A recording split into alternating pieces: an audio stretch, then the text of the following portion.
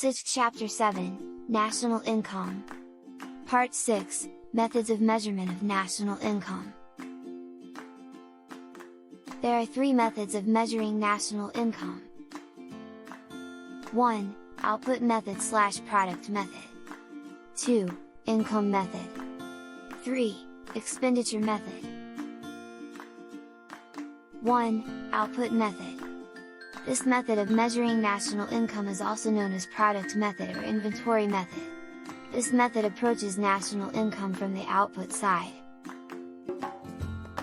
According to this method, the economy is divided into different sectors, such as agriculture, mining, manufacturing, small enterprises, commerce, transport, communication and other services.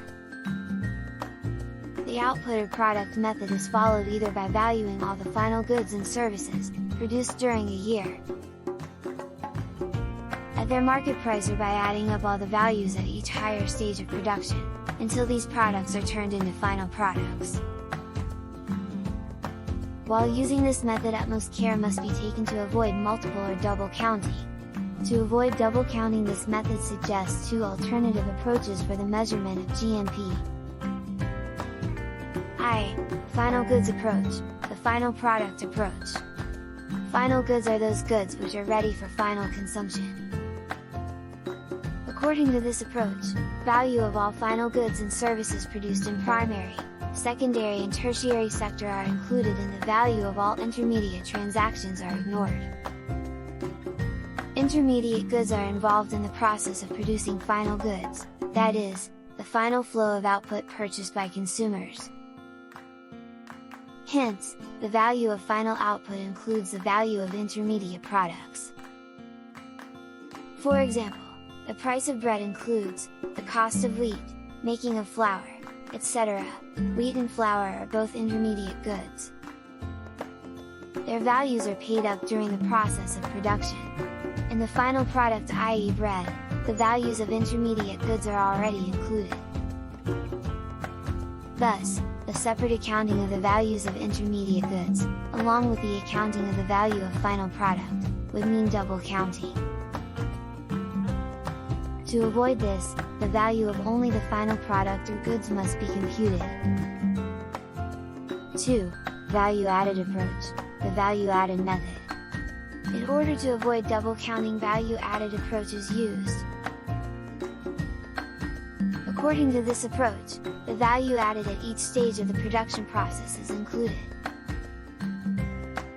The difference between the value of final outputs and inputs, at each stage of production is called the value added.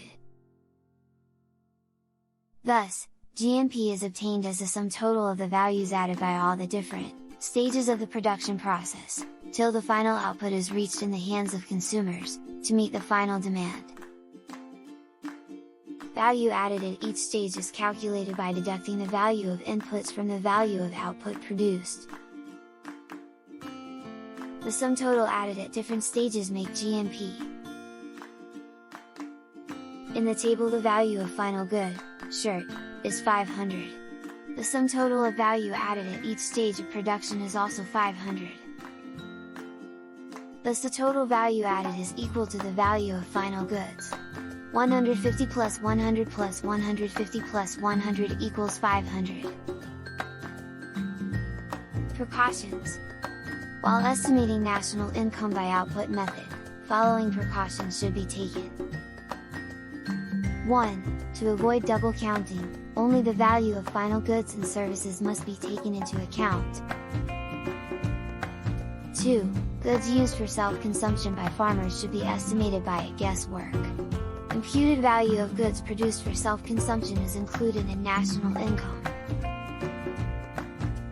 3. Indirect taxes included in the market prices are to be deducted, and subsidies given by the government to certain products should be added for accurate estimation of national income. 4. While evaluating output, changes in the price level between different years must be taken into account. 5. Value of exports should be added and value of imports should be deducted. 6. Depreciation of capital assets should be deducted.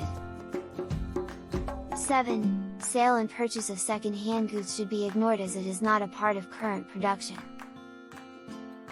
Output method is widely used in the underdeveloped countries.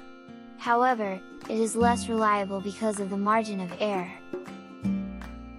In India, this method is applied to agriculture, mining and manufacturers, including handicrafts. But it is not applied for transport, commerce and communication sectors in India.